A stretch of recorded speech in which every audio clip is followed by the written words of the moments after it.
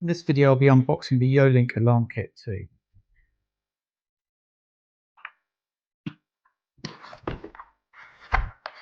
So in the box, standard, we get instructions. We also get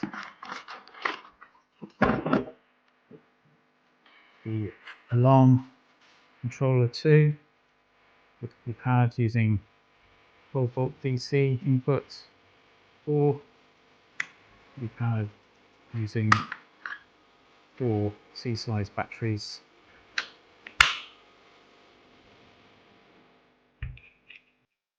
What's in the box? It's the Siren.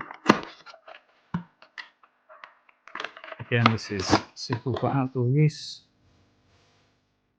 It simply connects to the controller, which allows it to be managed from the YoLink hub.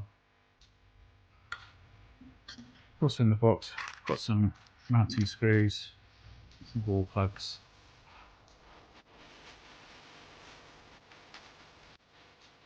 Thanks for watching. Bye.